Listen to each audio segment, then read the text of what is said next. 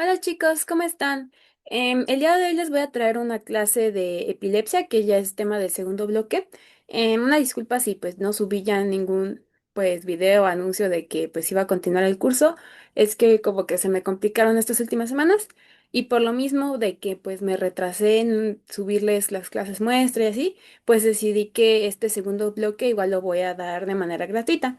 Esta semana voy a intentar grabar entre 3 a 4 clases para que pues estén al corriente, porque creo que aún siguen en paro, pero pues de igual manera tienen que estar como al corriente con el temario, entonces pues voy a intentar subirles las clases para que no se atrasen por pues si gustan verlas. Entonces pues el primer tema que veríamos sería el de epilepsia, que es bastante interesante y pues les voy a hablar un poquito acerca de lo que es, un poco de la fisiopatología y vamos a ver obviamente el tratamiento.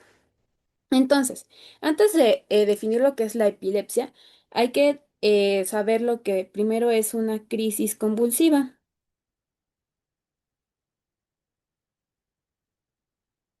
Bueno, una crisis convulsiva básicamente es una manifestación de una actividad eléctrica cerebral anormal, excesiva y sincrónica. Esto es importante. O sea, es sincrónica. ¿Ok? O sea, con todo de que es demasiado y pues una pieza que se está sacudiendo, por ejemplo, en unas crisis tónico-clónicas y piensas, ay, es que hay una actividad como muy anormal, dispersa y así, la realidad es que es sincrónico, o sea, como que las neuronas, ahorita vamos a ver un poquito más de cómo es que se generan estas crisis, como que están lanzando impulsos de una manera muy similar, o sea, de sincronizadas. Y básicamente las crisis convulsivas generan, como su nombre dice, convulsiones y puede haber inclusive la pérdida de la conciencia. Sin embargo, la pérdida de la conciencia puede ser variable. Hay ocasiones en las que no ocurre, hay ocasiones en las que sí, dependiendo del tipo de crisis, que ahorita los vamos a ver. Las crisis se pueden dividir en dos tipos. Unas pueden ser las crisis provocadas y otras son las crisis no provocadas. Y como su nombre lo dice, las crisis provocadas son aquellas que tienen un desencadenante, o sea, que ocurren por alguna razón específica, como lo podría ser, no sé, un evento vascular cerebral, un trauma, también abstinencia por alcohol, que lo vamos a ver en otra clase, mm, también por desequilibrios hidroelectrolíticos. mm, Entre otras cosas, hay muchos factores que pueden desencadenar una crisis, o sea, las crisis provocadas. En cambio, como su nombre lo dice, las crisis no provocadas como tal no hay una causa, no hay una causa subyacente. Por así decirlo, ocurren nada más porque sí. Y estas crisis no provocadas son las que se ven en la epilepsia, porque ahorita vamos a hablar un poco más de epilepsia. Las crisis provocadas, o sea, puede ser que tú no tengas epilepsia, no sé, te golpes la cabeza y empieces a convulsionar. Pero eso, o sea, y tener una convulsión no significa que tienes epilepsia. Sin embargo, las convulsiones son una de las características de la epilepsia, ¿ok? Entonces, como que son diferentes, una es un componente de la otra, ¿ok? Eso es básicamente lo principal. Ahora, aparte de esta división de crisis provocadas y no provocadas, o sea, según su etiología, también se pueden dividir dependiendo de la afección que tengan a nivel del sistema nervioso. Se pueden dividir en crisis focales y también en crisis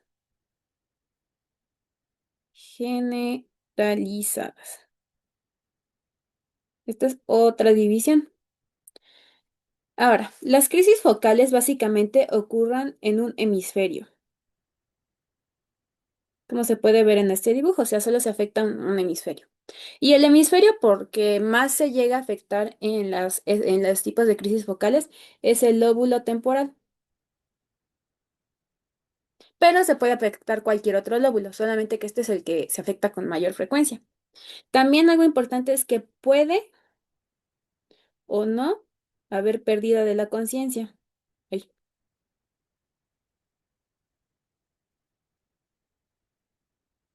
Entonces, esto es variable. En cambio, las crisis generalizadas por lo general afectan los dos hemisferios, como en el dibujo.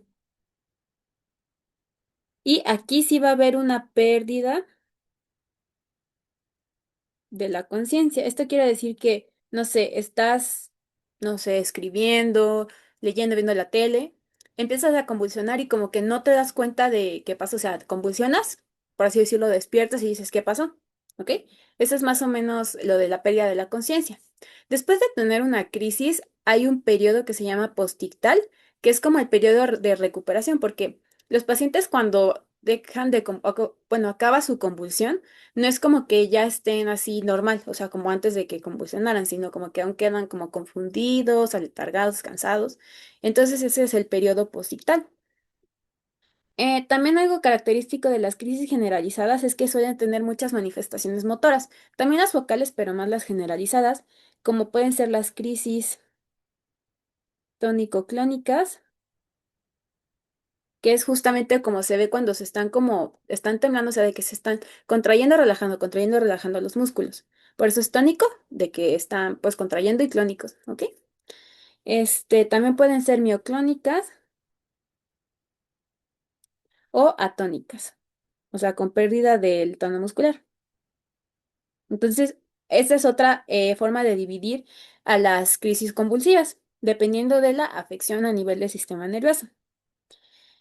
Ahora, Eh, ahora sí, esto es hablando únicamente de crisis convulsivas. Ahora sí vamos a hablar directamente de la epilepsia. Entonces, una epilepsia básicamente es un desorden neurológico crónico que usa criterios diagnósticos. Ahorita se los voy a dar.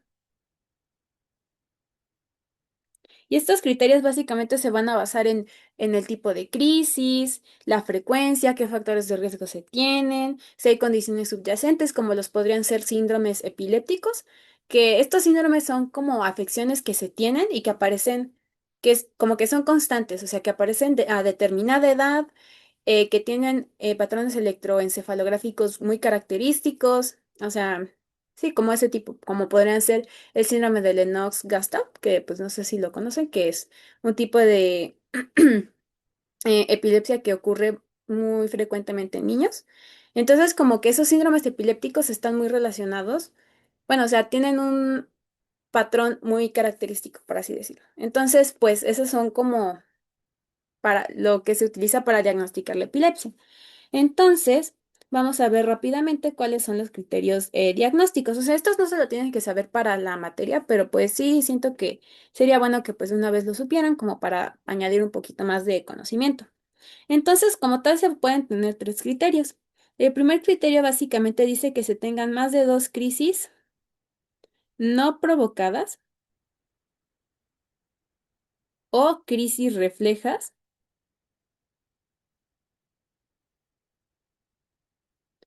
que ocurren en un plazo mayor a 24 horas. ¿Qué quiere decir esto de crisis refleja? Es cuando, por ejemplo, no es como que te provocan algo, una crisis como que tengas un trauma, un desequilibrio electrolítico, alteraciones metabólicas, em, un EBC, pero es como en los niños, o bueno, en las personas que justamente tienen epilepsia y que van al cine o están viendo la tele y la película tiene como luces que estimulan demasiado y les da una crisis convulsiva. Esas son las crisis reflejas que son desencadenadas por pues ciertas actividades que no quiere decir necesariamente que haya afección aquí a nivel del sistema nervioso. No sé si me di a entender. Otra forma de provocar estas crisis es en pacientes que tienen ¿cómo se llama? Crisis de ausencia, que son un tipo de epilepsia, en las cuales, pues no sé, están escribiendo y de la nada se quedan idos.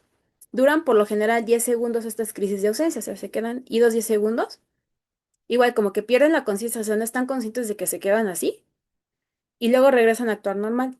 Esa es una crisis de ausencia. Entonces, una forma en la cual se pueden desencadenar o provocar estas crisis es que se les pide a estos niños que soplen a un reguilete o simplemente soplen así como por un tiempo y eso les hacen en un estudio electroencefalográfico y ahí ya se ven determinados trazos, ¿ok? Entonces, esa es una crisis refleja. Entonces, el primer criterio es tener dos crisis o más no provocadas o ya sea reflejas que ocurran en un plazo mayor a 24 horas. Otro criterio sería el tener una crisis no provocada, lo voy a poner como NP, no provocada o refleja en un individuo con alto riesgo de presentar nuevas crisis. ¿Y de cuánto hablamos de riesgo? O sea, que tengan un más de 60% de probabilidad de recurrencia, o sea, de recurrencia de crisis en los próximos 10 años. Eso se refiere como en pacientes que tienen alto riesgo de volver a presentar nuevas crisis, o sea, que tengan un porcentaje mayor al 60%. Ejemplos podrían ser alguna persona que sufra algún trauma o tuvo algún trauma, alguna neuroinfección, eso es como que tienen más riesgo de presentar una crisis, ¿ok? Y el tercer criterio, pues sería el tener un diagnóstico de síndrome epiléptico, que es lo que les estaba comentando, que básicamente son desórdenes caracterizados por un conjunto de, bueno, o sea, de características, valga la redundancia, que ocurren al mismo tiempo, que les decía que pueden tener patrones electroencefalográficos muy característicos, que la edad inicie, o sea, muy parejo, o sea, de que, no sé, ocurra entre 10 y los 12 años, no sé, algo así, o sea, su tiempo de edad es muy característico, o sea, siempre se presenta a esa edad. También podría ser que tengan alteraciones radiográficas. Entonces, ese sería como otro criterio. Y básicamente estos son los tres criterios como de diagnóstico de epilepsia. Y pues ya, por último, para hablar un poquito de las convulsiones, puede haber complicaciones por lo mismo, o sea, de tener este tipo de afección. ¿Qué complicaciones se podrían tener? Em, pues sería tener un trauma físico, no sé, que estás de pie y te caes y te golpeas, o por ejemplo también es muy típico que se lleguen a morder la lengua, que se lleguen a broncoaspirar. Por eso cuando alguien está convulsionando es lo que se recomienda hacer es, uno, bueno, no como para evitar que se muerdan, no meterle la mano porque también te puede morder, sino como si están así acostados, pues girarlos y que queden como de lado. Eso es como lo que se llega a hacer cuando alguien está sufriendo alguna convulsión. Entonces, esta es una complicación. Otra complicación podría ser daño al tejido nervioso, o sea, al sistema nervioso central, porque pueden tener hipertermia y también alteraciones cardiorrespiratorias. Y pues sí, eso es como importante. Y pues ya nada más rápidamente, otro concepto que a lo mejor les sea útil cuando estén en clínicas y así, es el concepto de estatus epiléptico. Bueno, epilépticos, así lo ponen. Que básicamente es que es tener una actividad convulsiva que dure más de 5 minutos. Y esto sí puede poner en riesgo la vida. Y aquí lo que se suele dar en pacientes que estén sufriendo este tipo de crisis, o sea, que son muy largas, es que se dé una benzodiazepina parenteral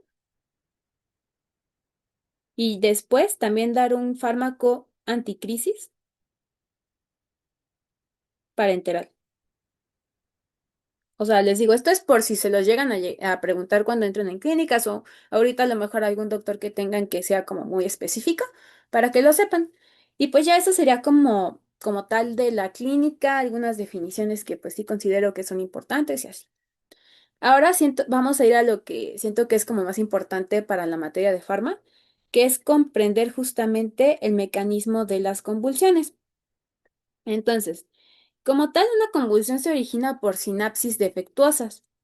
Y entonces, para ver esto de la sinapsis, hay que recordar de sus clases de, creo que un poco de histo y de fisio, que tenemos a grandes rasgos dos tipos de neuronas, bueno, por sus neurotransmisores, que son neuronas excitatorias, como la que tengo aquí en amarillo, neurona excitatoria, y vamos a tener otras neuronas que son neuronas inhibitorias, que los puse en azul.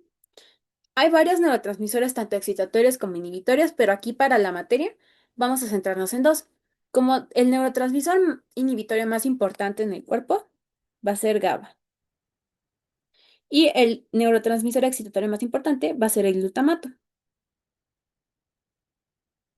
Entonces, primero, antes de ver como el mecanismo como tal de la compulsión, hay que entender cómo es que funciona tanto GABA como glutamato a nivel de receptores, porque muchas de estos, bueno, varios fármacos para el tratamiento de la epilepsia justamente se va a centrar a nivel de neurotransmisores y también de canales neuronales, ¿ok?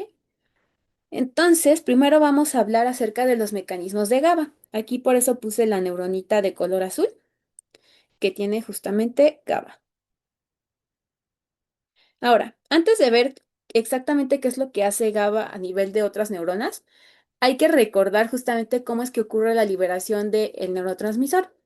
O sea, sé que es como más específico en fisio, yo esto ya lo vieron muy específicamente, entonces se los voy a dar como muy de repaso, así como lo básico que necesitan saber para farma, porque también varios fármacos actúan a nivel de estos canales, por si es que dicen, ay, no, le falta mencionar tal cosa, le falta mencionar cuál era el umbral y así, o sea, esto no, esto es como más sencillo para que puedan entender lo que vamos a ver después. Entonces, a lo largo del axón vamos a tener unos canales, es que les puse como de color aqua, que son los canales de sodio dependientes de voltaje. Entonces, justamente cuando se alcanza cierto voltaje, estos canales se van a activar. Y justamente como hay más sodio a nivel extracelular que intracelular, cuando se abren estos canales, el sodio va a entrar. Y como el sodio es un cation, o sea, tiene carga positiva, va a favorecer que aumente el voltaje. Y este aumento de voltaje va a estimular al siguiente canal, lo que favorece que el potencial de acción se vaya propagando. Entonces se activa el siguiente canal, que igual es de sodio. El sodio va a entrar a la neurona, aumenta el voltaje y va a activar al siguiente canal de sodio. Se abre, el sodio entra y aumenta el voltaje. Por eso es que el potencial de acción se va propagando. Ahora, cuando ya llegó como tal al botón sináptico, este aumento de voltaje va a activar ahora otro tipo de canal que se localiza a ese nivel, que son los canales de calcio dependientes de voltaje. Entonces, este aumento de voltaje estimula a este canal de calcio, e igual el calcio va a entrar hacia la célula, bueno, hacia la neurona, aumenta el voltaje, pero va a favorecer la entrada de calcio como tal, más que aumente el voltaje, va a favorecer que se libere el neurotransmisor, va a favorecer que la vesícula libere, en este caso, a GABA. ¿Ok? Entonces, ya una vez que se liberó GABA, va a poder actuar a nivel de diferentes receptores. Entonces, estos de la propagación del potencial de acción, se los mencioné porque hay varios fármacos que ahorita vamos a ver que actúan a nivel de los canales de sodio y otros van a actuar a nivel de los canales de calcio. Por eso es importante que como, los revisáramos así como rápido. Ahora, GABA va a tener diferentes acciones tanto a nivel de neuronas postsinápticas, o sea, que están después de la sinapsis, como se podría ver aquí. O sea, donde dice este esquema así todo grande es la neurona presináptica y la postsináptica es esta que está bajita, ¿ok? Y también GABA puede tener acciones a nivel de neuronas presinápticas, o sea, antes de la sinapsis. Primero vamos a hablar acerca de los acciones y receptores a nivel de neuronas postsinápticas. Entonces, vamos a tener uno ya muy importante que pues lo revisamos en primer bloque, o sea, no súper a detalle, pero sí lo revisamos, que es el canal GABA A. Entonces, que ya lo habíamos visto más, bueno, más bonito, que tenía 5 subunidades, 2 alfa, 2 beta, una gamma, pero bueno, es el receptor GABA A. Este receptor GABA A es un canal iónico. y básicamente va a permitir la entrada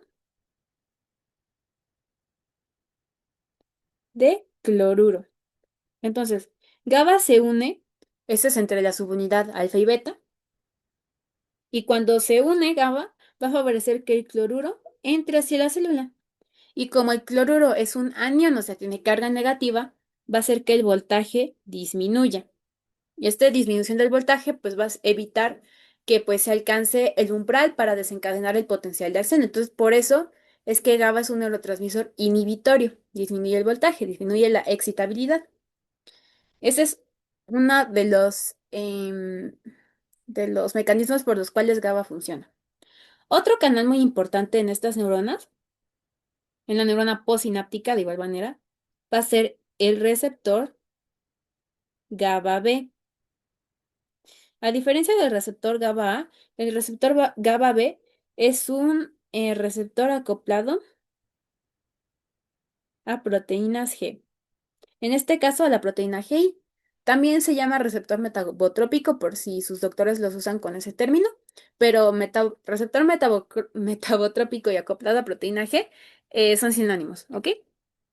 Entonces, cuando GABA se una a este receptor, va a favorecer o va a permitir que haya una apertura de unos canales igual a nivel de esta neurona, que les voy a dibujar aquí de rosita, que son de potasio. Y como ustedes saben, el potasio está más concentrado a nivel intracelular que a nivel extracelular. Entonces, por gradiente de concentración, el potasio va a salir. Y como el potasio es un cation con carga positiva, pues como se están perdiendo cargas positivas, el voltaje va a disminuir. Y de igual manera va a disminuir la excitabilidad. ¿Ok? Entonces, el receptor GABA A permite la entrada de cloruro. El receptor GABA B activa a canales de potasio. Entonces, por lo tanto, el potasio sale. Y esto disminuye el voltaje. Entonces, estos son como dos mecanismos por los cuales GABA funciona a nivel de las neuronas postsinápticas. Ahora, a nivel de las neuronas presinápticas, también vamos a tener al receptor GABA B, pero va a tener otra función. Entonces, igual es el GABA B. Ahí lo voy a poner. GABA B. Entonces, supongamos que pues aquí tengo una vesícula sináptica y como les mencioné, para que se pueda liberar el neurotransmisor, se requiere la entrada de calcio, como vimos en este esquemita. Entonces, lo que va a hacer el receptor GABA B es que cuando GABA se une a este receptor, igual está acoplado a proteína G y eso no cambia, es el mismo receptor, solo que tiene otra función. Lo que va a hacer es que va a bloquear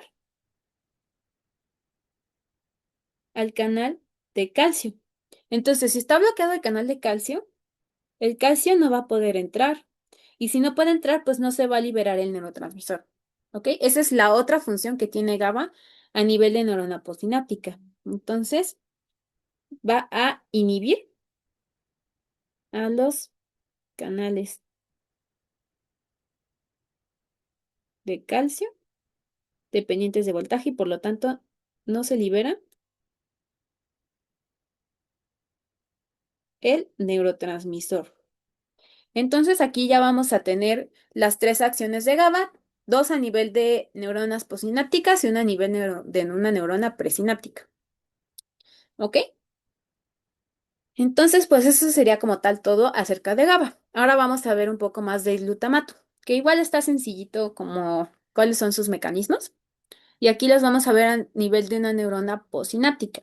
Entonces, supongamos que sucedió lo mismo de que entró el sodio, se propagó el potencial de acción, luego activó canales de calcio y se libera el neurotransmisor, que en este caso, como les decía, es el glutamato. Cuando se libera el glutamato, vamos a tener dos receptores a nivel de las neuronas postsinápticas. Ambos van a ser canales iónicos. Este primero que dibujé de azulito va a ser el receptor NMDA. Y básicamente, como les decía, es un canal iónico y va a permitir la entrada de calcio. Entonces, el calcio, cuando se une glutamato a este receptor, se activa y el calcio va a entrar. Y el calcio es un catión, tiene carga positiva y como tiene carga positiva, va a hacer que aumente el voltaje y esto va a aumentar la excitabilidad de la neurona. Entonces, si ven, GABA disminuye el voltaje y glutamato lo aumenta. Entonces, esa es una de sus acciones a nivel del receptor NMDA. También vamos a tener otro receptor que voy a poner de rosita, que es el receptor AMPA. Y este receptor AMPA, de igual manera les digo, es un canal iónico, pero a diferencia del NMDA, va a permitir la entrada de sodio. Y de igual manera, el sodio es un catión, tiene carga positiva. Al entrar, va a hacer que aumente el voltaje y aumenta la excitabilidad de la neurona. ¿Ok? Entonces, esos serían como los mecanismos por los cuales funciona el glutamato y GABA. O sea, también hay otros receptores, pero estos siento que son como los más importantes. Entonces, cuando ocurre una convulsión, como les decía, va a haber una sinapsis anormal, en las cuales aquí tenemos, por así decirlo, representado como un cerebro y tenemos a las neuronas excitatorias de amarillo y las inhibitorias de azul. Entonces, lo normal que ocurre es que las sinapsis van a estar reguladas por estas neuronas inhibitorias para evitar justamente que ocurra una actividad eléctrica anormal. Pero cuando pues se afectan estas neuronas inhibitorias y están activadas las excitatorias, pues va a generar justamente una actividad desenfrenada, les decía, sincrónica y exagerada que justamente pues puede dañar al sistema nervioso y genera todas las, bueno, las crisis tónico-clónicas generalizadas o focales, como les había mencionado. Entonces, básicamente esos son como los mecanismos de las convulsiones, sinapsis anormales y una como actividad defectuosa neuronal. Y pues ya, eso sería como todo de un poco fisiopato, un poco para que sepan de epilepsia, convulsiones. Y como tal, ahora sí ya vamos a ir a ver el tratamiento. Entonces, hay muchos tipos de medicamentos que se pueden usar en las crisis convulsivas. Como les decía, las benzodiazepinas se pueden utilizar en el estatus epiléptico. No las vamos a ver como tal en este tema, no vienen en su temario, pero pues igual para que sepan que eso se puede utilizar. Entonces, primero vamos a hablar sobre los bloqueadores de los canales de sodio, que estos ya los habíamos revisado un poquito en el bloque pasado en el tema de dolor. Uno de ellos es la carbamazepina. Bueno, no. Bueno, sí, antes de empezar a hablar del fármaco como tal, hay que recordar que tenemos a los canales de sodio dependientes de voltaje. Y estos canales de sodio dependientes de voltaje, yo creo que ya lo vieron en física, tienen tres como conformaciones. Una conformación, esta primera es el cerrado, conformación cerrada. La segunda es abierta y la tercera es inactiva. Si ven, los canales de sodio van a tener dos compuertas. La compuerta de arriba es la de activación y la de abajo es la de inactivación. Entonces, cuando está cerrado el canal, obviamente el sodio no va a poder entrar. Sin embargo, se llega a un voltaje determinado, se abre este canal de sodio y entonces ya va a poder entrar el sodio hacia la neurona.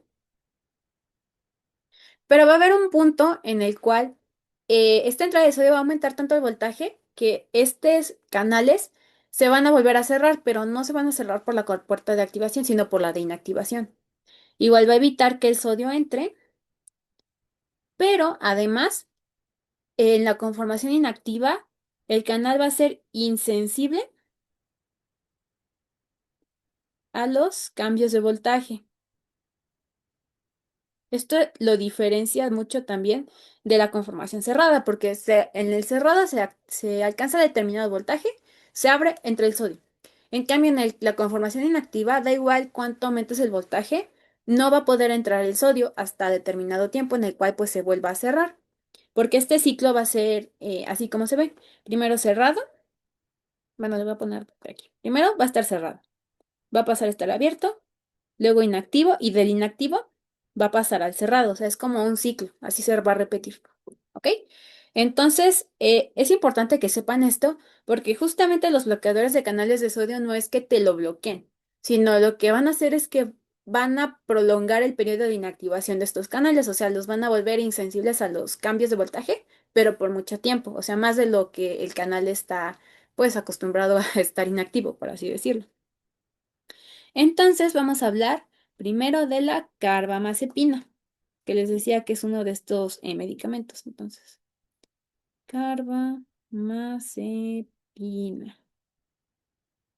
Entonces, su mecanismo de acción, les decía que es que aumenta el tiempo de inactivación de los canales de sodio dependientes de voltaje. Ese es su mecanismo de acción. Y entonces, por lo tanto, va a disminuir el tiempo de recuperación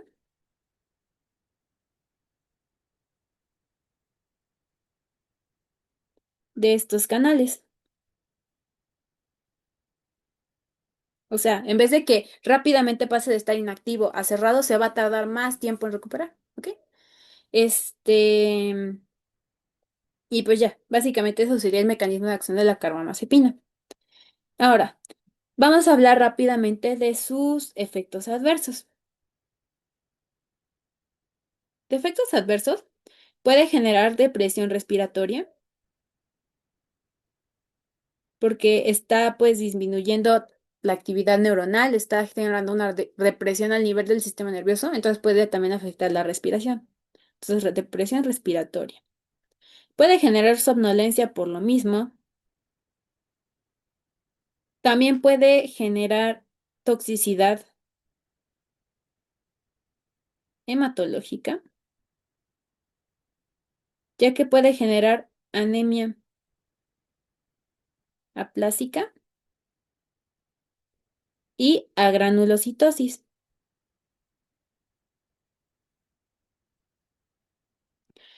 También puede tener efectos antidiuréticos.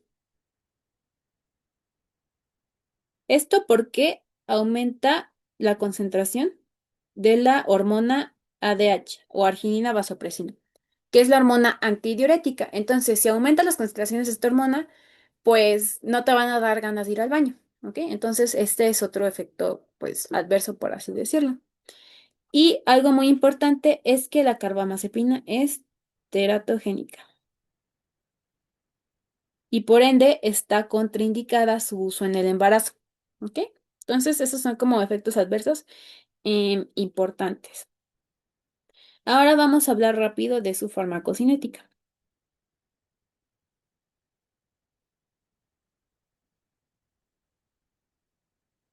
Con respecto a su absorción, tiene una biodisponibilidad del 89%, que es bastante buena.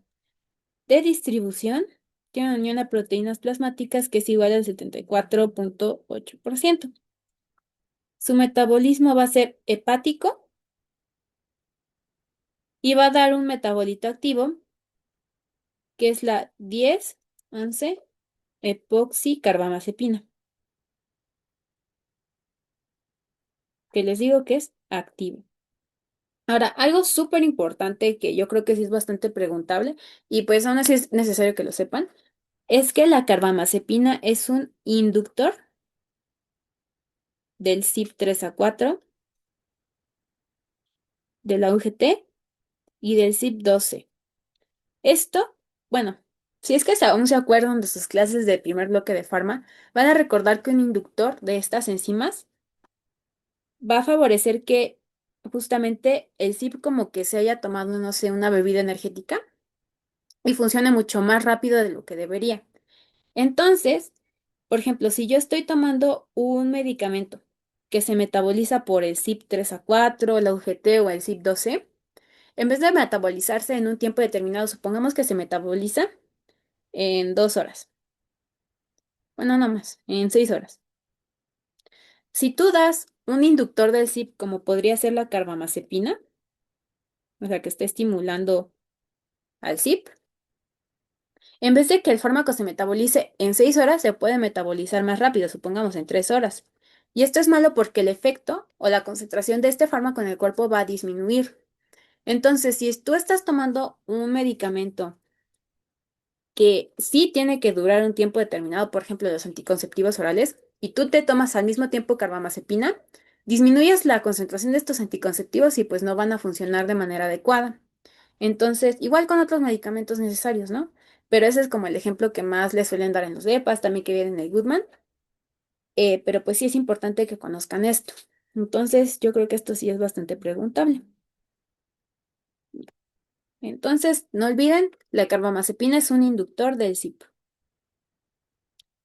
Y pues sí, o sea, eso sería como tal de la carbamazepina, su mecanismo de acción, de que aumenta el tiempo de inactivación de los canales de sodio, importante de su metabolismo, que es inductor del CYP.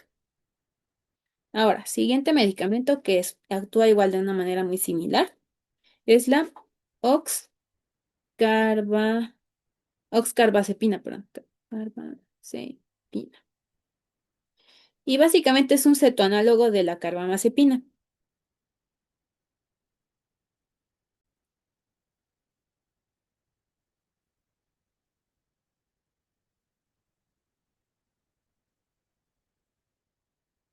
Ok. Bueno, entonces como es un cetoanálogo de la carbamazepina, el mecanismo de acción es igual que la carbamazepina, que prolonga el periodo de inactivación de los canales de sodio dependientes de voltaje. ¿Ok? Entonces, pues actúa de igual manera aquí, por así decirlo. Ahora, la carbamazepina va a tener, es un profármaco, que si ustedes se acuerdan de esta definición, es que un profármaco es un medicamento que tú te lo administras, pero como tal no tiene actividad por sí misma, sino que requiere ser metabolizado y una vez que se metaboliza, ahora sí da un metabolito activo que es el que tiene como tal la acción. Es diferente a un medicamento que pues sí tiene actividad y aparte tiene su metabolito activo, ¿ok? Entonces igual esto yo creo que es importante, que es un profármaco.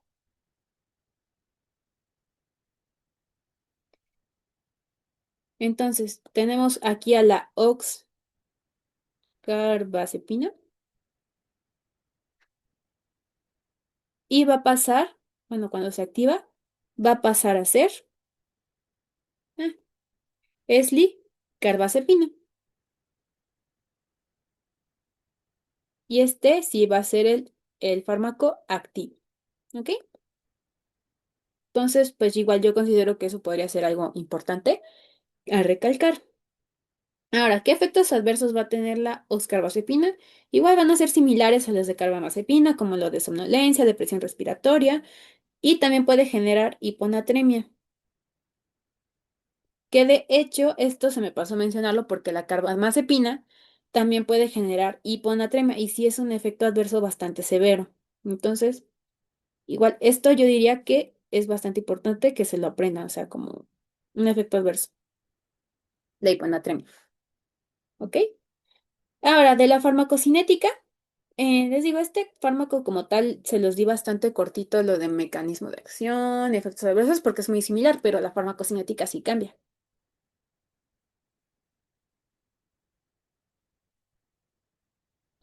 Entonces, con respecto a su absorción, tiene una Tmax de 4,5 horas y una biodisponibilidad del 90%. Con respecto a su distribución, tiene unión a proteínas plasmáticas del 39,5%.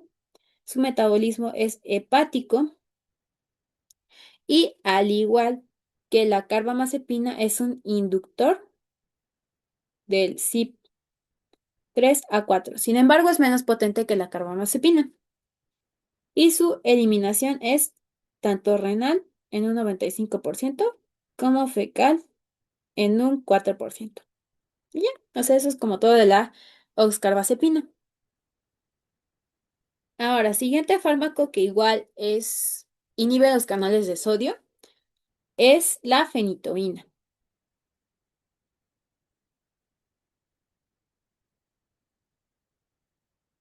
Entonces, em, como tal, este va a tener igual el mismo mecanismo de acción que la carbamazepina, sin embargo, va a tener otro efecto adicional. Entonces, mecanismo de acción. igual que carbamazepina.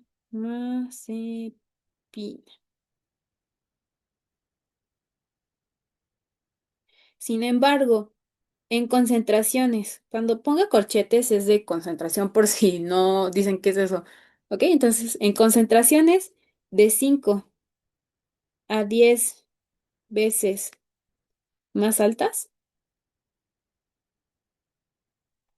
lo que hace la fenitoína es que aumenta la respuesta de GABA. O sea, como que GABA se potencia. No aumenta su concentración, sino que aumenta la respuesta, el efecto. ¿Ok? Eso es lo que básicamente va a hacer. O sea que va a ser lo mismo GABA, lo mismo nada más que va a funcionar mejor. Así como, por así decirlo, los inductores aumentan la actividad del CYP, más o menos esto va a ser la fenitoína a concentraciones más altas, hace que GABA funcione más, o funcione mejor. ¿Ok? Entonces, ese es otro efecto adicional que pues a lo mejor les podrían preguntar, que yo considero que igual es importante. Ahora, ¿qué efectos adversos va a tener la fenitoína? Puede generar cambios en el comportamiento,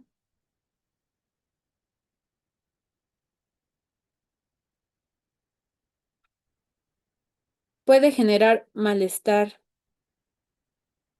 gastrointestinal, hiperplasia gingival, o sea, de las encías, puede generar anemia megaloblástica, hirsutismo, que básicamente es un crecimiento excesivo del vello, sobre todo a nivel como, por ejemplo, si una mujer se lo toma, le puede salir barba, también en la espalda puede salirle mucho, mucho vello, ese es el hirsutismo. Puede haber engrosamiento de los rasgos faciales,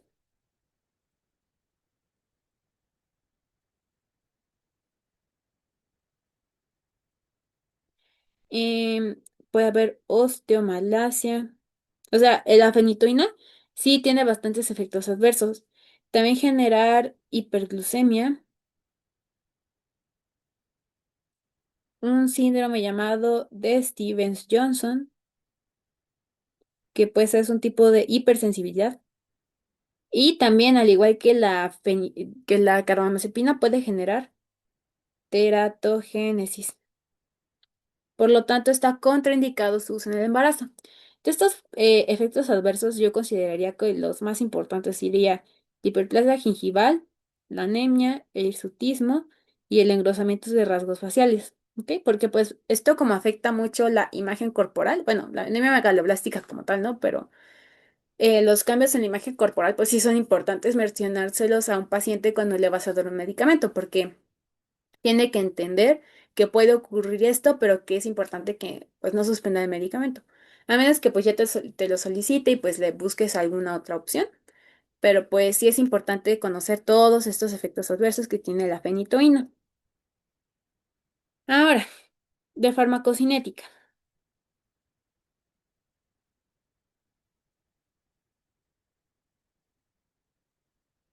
La fenitoína va a tener una de distribución, una unión a proteínas plasmáticas del 90%.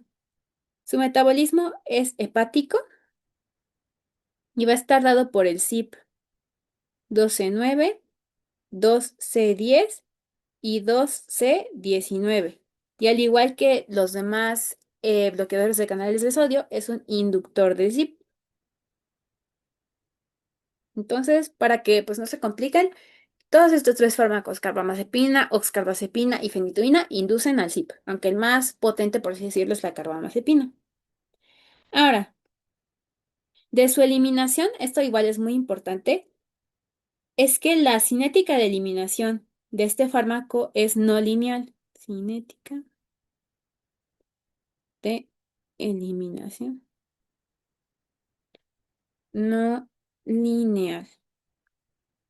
Esto quiere decir que la eliminación del fármaco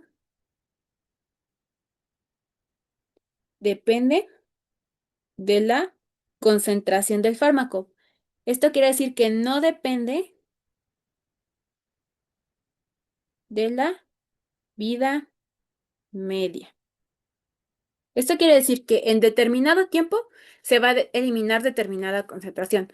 A diferencia de las vidas medias, que quiere decir que el 50% de la concentración en sangre se va a eliminar en un determinado tiempo y luego el 50% que sigue en sangre se elimina en determinado tiempo. No, aquí es de que, por ejemplo, si son 100 miligramos, cada determinado tiempo, supongamos cada 2 horas, se van a eliminar 10 miligramos.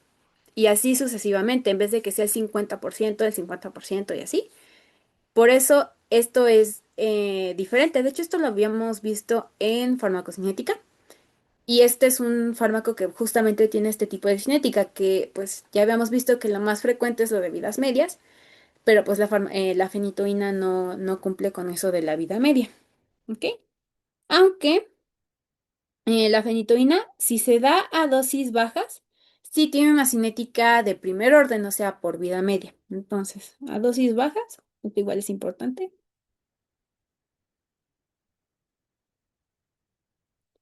la concentración sigue una cinética de primer orden, o sea, o sea, lineal. Pero lo más frecuente es que se genere esta cinética no lineal. Esto les digo, yo creo que igual es bastante preguntable. Esto y los efectos adversos con respecto a la fenitoína. ¿Ok? Y pues ya esos serían como todos los bloqueadores de canales de sodio, que pues como tal no lo bloquean, sino que prolongan el periodo de inactivación. Ahora, siguiente grupo de fármacos que pues en su temario los mencionan como mecanismos sobre GABA y canales de sodio y calcio. Entonces, el primer fármaco que veríamos es el ácido valproico o valproato y va a tener varios mecanismos de acción. Entonces, un mecanismo de acción es que aumenta el periodo de inactivación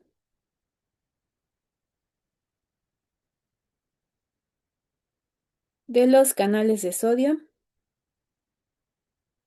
dependientes de voltaje. Otro muy importante es que disminuye las corrientes de calcio a nivel del tálamo. Y esto es importante porque hay un tipo de crisis convulsivas que ya les había mencionado, son las crisis de ausencia. Y estas crisis de ausencia justamente están muy relacionadas con las corrientes de calcio a nivel del tálamo. Entonces, por esto, el ácido valproico y otros medicamentos que ahorita vamos a ver se utilizan mucho en este tipo de epilepsias que actúan a este nivel. Entonces, este es como un mecanismo adicional que tiene el ácido valproico. Entonces, al disminuir las corrientes de calcio en el tálamo, pues va a disminuir la liberación del neurotransmisor, o sea, lo va a bloquear, por así decirlo aquí, y ya no se va a poder liberar el neurotransmisor. Eso es lo que hacen el ácido valproico a nivel del tálamo. Disminuye la liberación del neurotransmisor. Ahora, otro mecanismo de acción, porque les digo, tiene varios, es que aumenta la cantidad de GABA. Así como la fenitoína les decía que actuaba a nivel de GABA, este va a diferir en lo siguiente. Les decía, la fenitoína aumenta la acción de GABA, no aumenta su concentración. En cambio, el ácido valproico sí va a aumentar su concentración porque actúa a nivel de su metabolismo. Actúa en su metabolismo. ¿Cómo va a actuar? Básicamente, va a tener como tres acciones el ácido valproico. Una de ellas es que va a estimular a la enzima descarboxilasa de ácido glutámico. Ahorita vamos a ver cómo la síntesis y degradación de GABA. Otra acción que va a hacer es que va a inhibir a la transaminasa de GABA.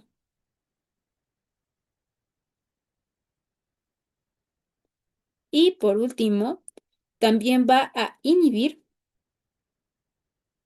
a la deshidrogenasa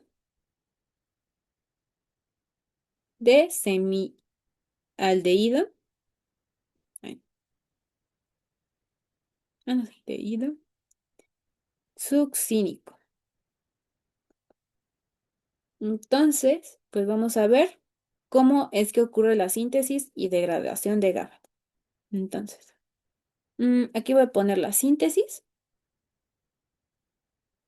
en el cual vamos a tener primero L-glutamato, y este L-glutamato va a pasar a ser GABA por medio de la enzima descarboxilasa de ácido glutámico. Aquí solo voy a poner como las siglas, que sería como descarboxilasa de ácido glutámico. O sea, no sé si se abrevia así, pero para no escribir todo. Entonces, como les decía, el ácido valproico va a estimular a esta enzima. Entonces, si lo estimula, va a favorecer que aumente la producción de GABA. Entonces, aumenta su concentración. Y por otro lado, pues GABA, una vez que acaba su acción, como tal, pues se va a liberar mucho GABA y no todo el GABA va a actuar en los receptores, entonces va a haber cierto GABA sobrante. Y este GABA que va a sobrar, pues se va a degradar. Y se va a degradar por las siguientes enzimas. Entonces, degradación. Entonces, vamos a tener primero a GABA. Y este GABA va a pasar a ser semialdehído succínico por la enzima transaminasa de GABA. Voy a poner transaminasa de GABA. Y después, este semialdehído succínico, ya no me ocupo bien aquí, va a pasar a ser succinato por medio de la deshidrogenasa de semialdehído succínico. Deshidrogenasa de semialdehído succínico. ¿Ok? Y como les decía, lo que va a hacer aquí el ácido valproico es que va a inhibir a estas dos enzimas. Entonces, si unimos estas dos enzimas, GABA no va a poder pasar a ser semialdehído succínico y el semialdehído succínico no va a poder pasar a ser succinato. Por eso, esto también va a hacer que aumenten las concentraciones de GABA. ¿Ok? Entonces, eso es algo que hace el ácido valproico, aumenta las concentraciones de GABA. ¿Ok? Y pues ya, esos serían como sus mecanismos de acción que pues les dije que son varios. Ahora, ¿qué efectos adversos puede generar el ácido valproico? Va a generar malestar gastrointestinal, puede generar erupciones cutáneas,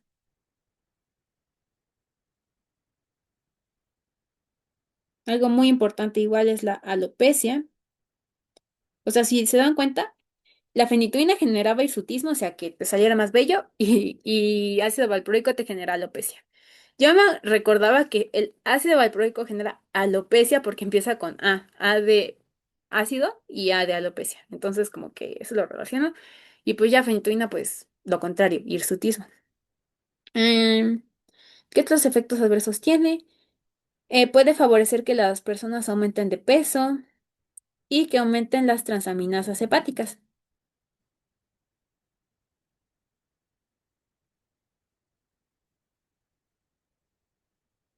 Ahora, farmacocinética del ácido valproico.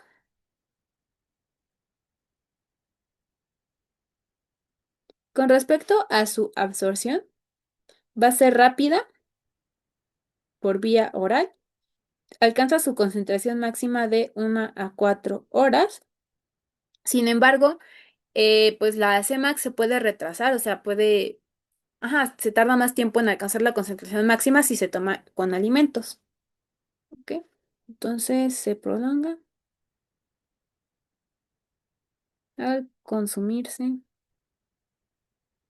con alimentos.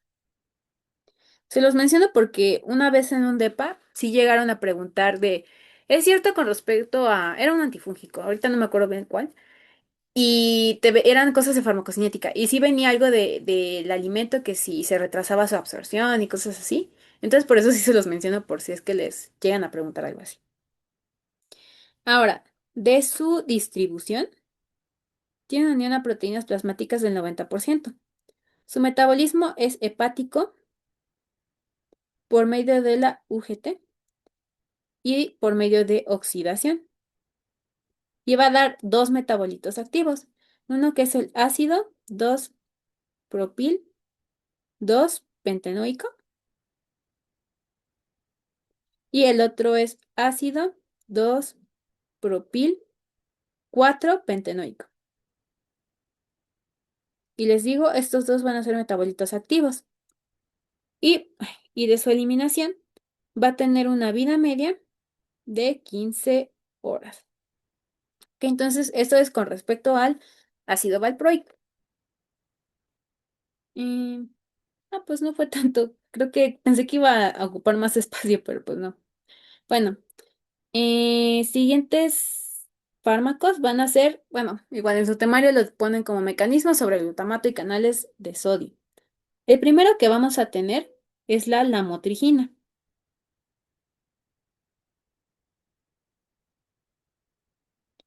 que se utiliza mucho también en las crisis de ausencia, la lamotrigina. De hecho, es el fármaco de primera línea.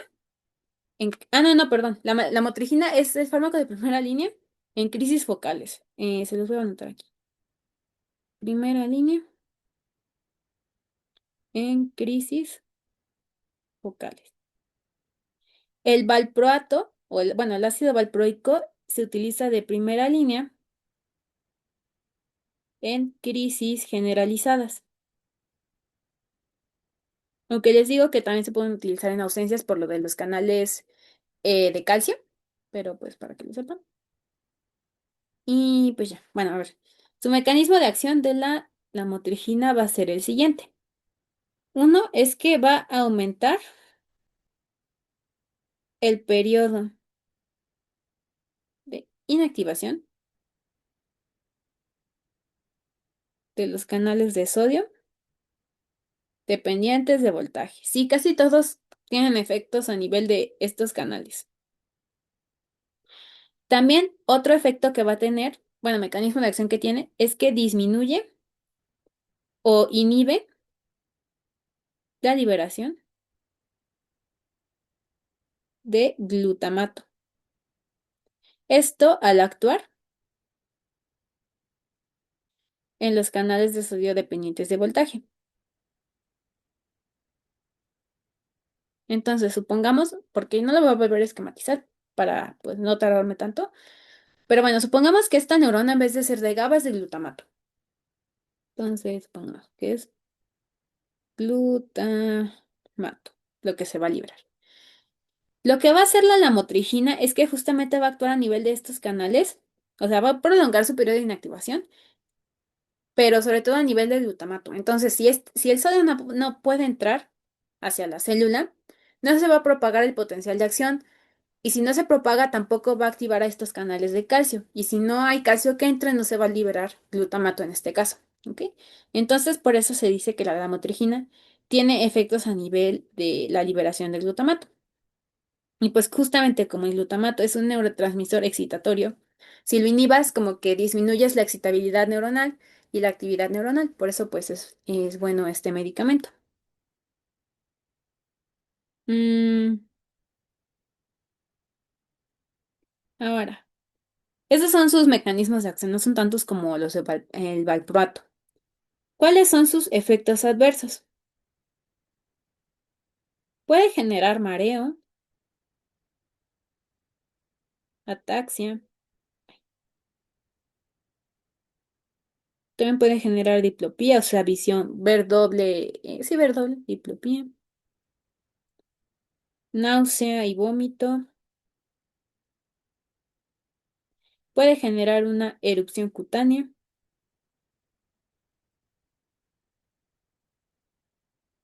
y también puede generar el síndrome de Stevens-Johnson.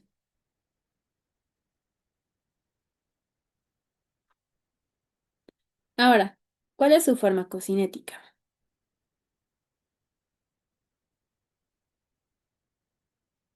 Con respecto a su absorción, esta va a ser completa en el tracto gastrointestinal. Tiene una distribución con una unión a proteínas del 50%. Su metabolismo es hepático por medio de la UGT y su eliminación tiene una vida media que va de las 24 a las 30 horas. Sin embargo, si es que este fármaco se llega a consumir en conjunto con carbamazepina o fenitoína, va a disminuir su concentración, ¿ok? O bueno, más que su concentración, su vida media. Porque justamente como la carbamazepina y la fenitoína son inductores de la UGT, justamente se va a metabolizar más rápido, en este caso la motrigina, va a disminuir su concentración en sangre y esto también va a disminuir la vida media, o sea, se va a eliminar muchísimo más rápido. ¿Ok? Entonces, también les podrían preguntar, ¿qué ocurriría si se consume la motrigina junto con carbamazepina? Opción A, aumenta su concentración. Opción B, puede generar una reacción de hipersensibilidad, no sé. Opción C, se elimina mucho más rápido la motrigina. Pues la respuesta sería la opción C, justamente por esto de las interacciones a nivel del metabolismo por la inducción de la UGT. ¿Ok? Entonces eso también se los podrían plantear de esa manera, ¿ok? En el DEPA, no sé. Y pues ya eso sería como todo de la motrigina. Siguiente medicamento va a ser el topiramato.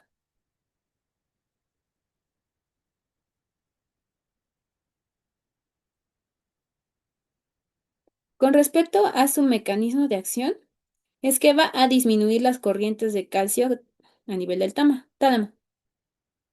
Digo de sodio, perdón. Me confundí. Va a disminuir las corrientes de sodio y va a actuar igual que carbamazepina, que la fenitoína. O sea, como les digo, todos tienen como efectos muy similares. También otra acción que tiene es que va a activar una corriente de potasio y esto va a disminuir el voltaje. Porque si recordamos, supongamos aquí tengo una neurona. Y lo que hace el topiramato es que activa una corriente de potasio. Supongamos que el canal de potasio, em, bueno, este es de rosita. Este color rosita es el canal de potasio. Entonces, el topiramato va a actuar esta corriente y como hay más potasio adentro que afuera, por gradiente de concentración el potasio va a salir. Se pierden cargas positivas y disminuye el voltaje dentro de la neurona y disminuye la excitabilidad. ¿Ok? Entonces, ese es otro efecto que va a tener el topiramato.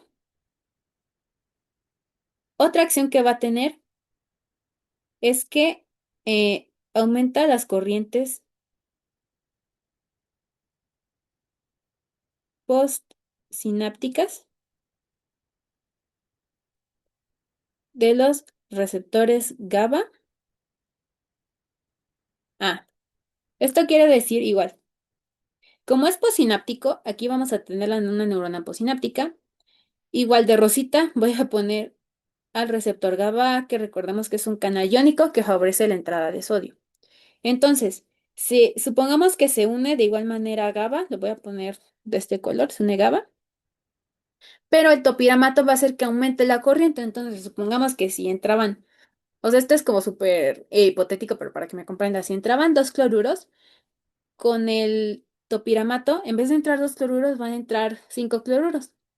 Entonces, esto va a hacer que todavía se disminuya más el voltaje, porque aumenta más cloruro, hay una mayor corriente. ¿Ok? Eso es como otro efecto que puede tener en el topiramato, así como que igual potencian, por así decirlo, la acción de GABA.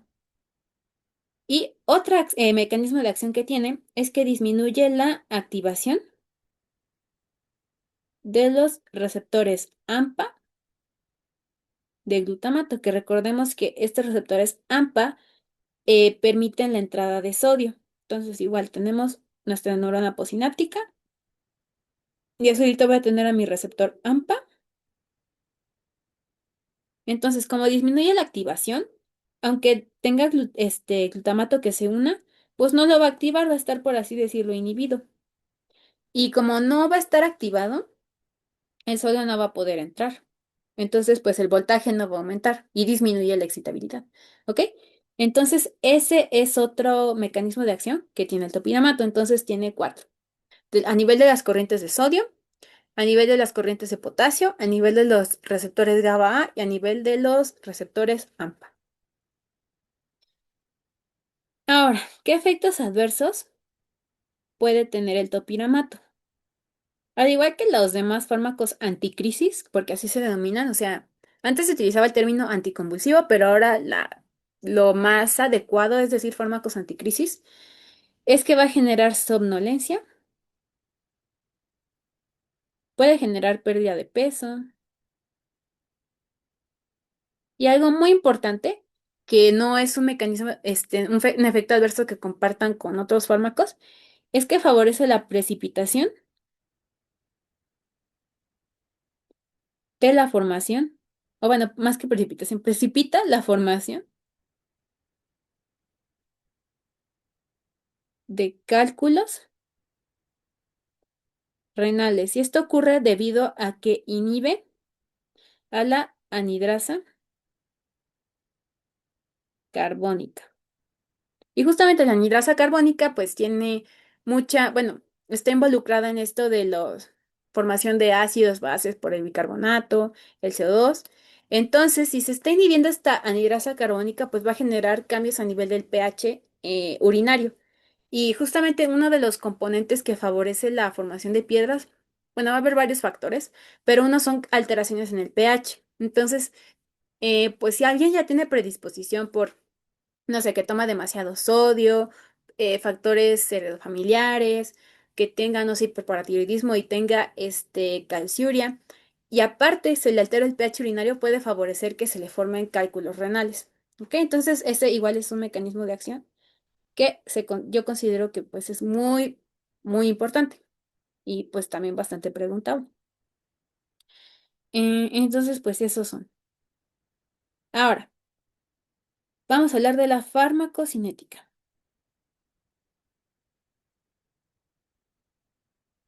Con respecto a la absorción, esta va a ser rápida por vía oral.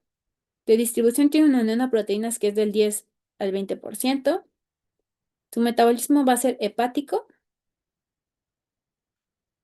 por hidroxilación, glucuronidación e hidrólisis. Ahora, según la plataforma de Micromedex, si es que la utilizan, menciona que el tompiramato es un leve inductor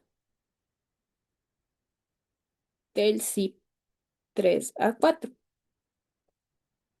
Pero, o sea, es leve, o sea, el que más les pueden preguntar es carbamazepina, fenitoína.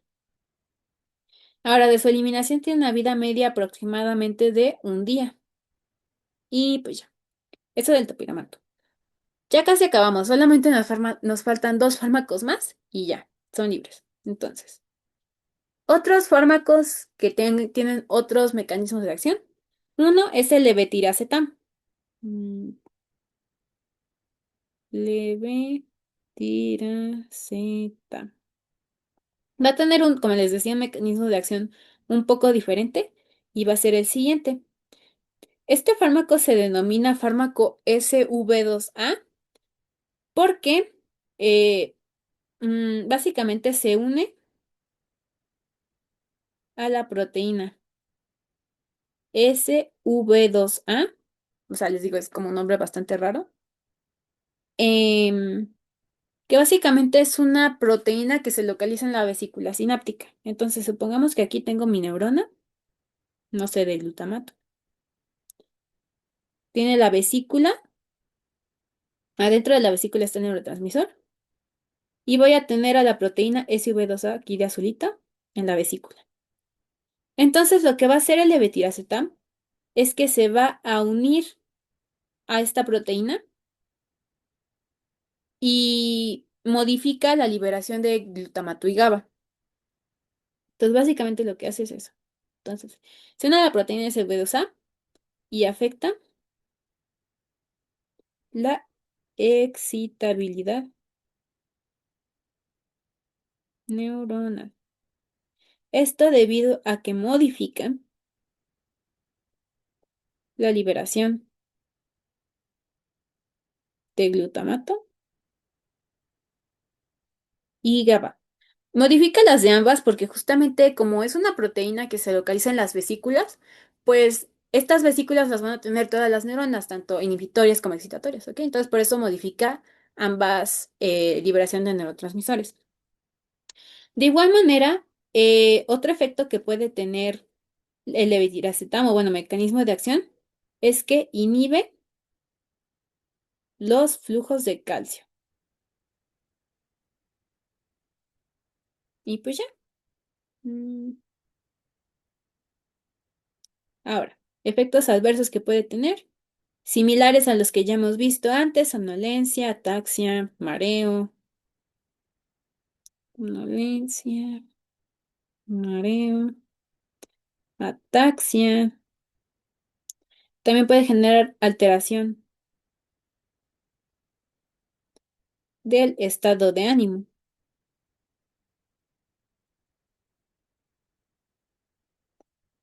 Y su farmacocinética va a ser la siguiente.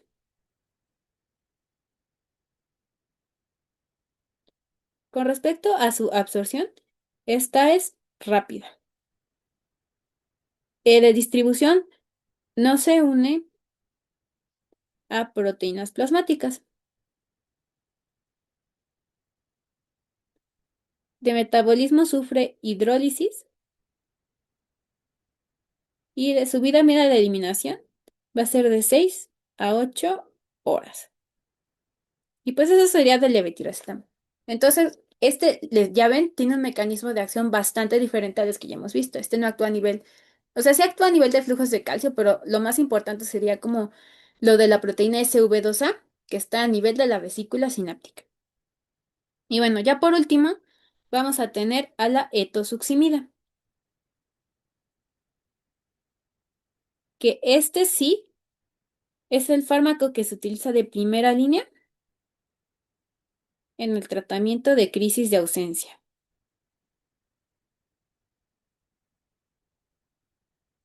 ¿Ok?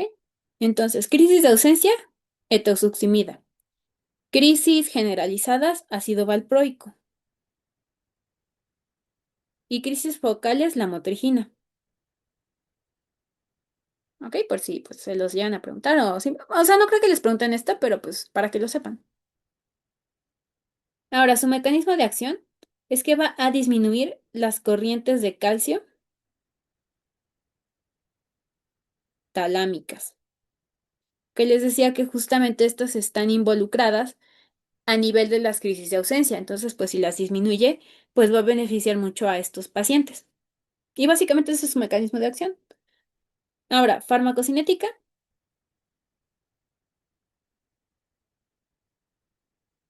con respecto a su absorción, tiene una Cmax, o bueno, alcanza la concentración máxima a las 3 horas, perdón. Su metabolismo va a ser por medio de enzimas hepáticas y va a dar un metabolito inactivo, por eso le voy a poner de otro color diferente, que es el hidroxietilo. Les digo, este es inactivo. Y su vida media de eliminación va a ser de 40 a 50 horas, que es bastante larga. Ya por último, efectos adversos que va a tener este medicamento. Va a ser malestar gastrointestinal como otros que ya hemos visto. Puede igual generar somnolencia, mareo, puede generar cefalea, tos, fotofobia. También puede llegar a generar síntomas parkinsónicos.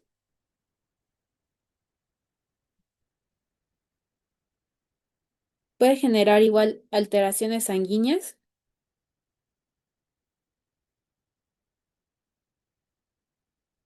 y reacciones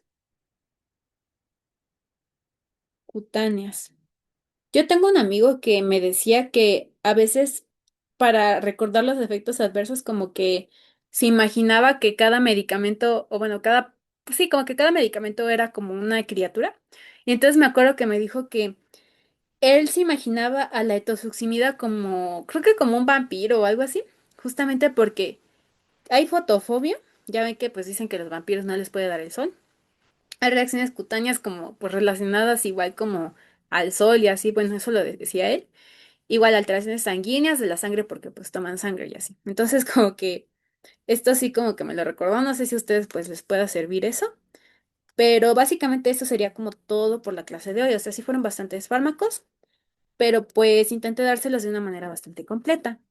Les digo, intentaré mañana subirles otra clase, que sería la de Parkinson y esquizofrenia, para que pues ya estemos más al corriente. Igual esta semana voy a intentar subirles, les digo, entre 3 y 4 clases, para que pues no se preocupen. Y pues ya, o sea, eso sería todo por el día de hoy. Espero que tengan una muy bonita semana y los vería pronto. Adiós.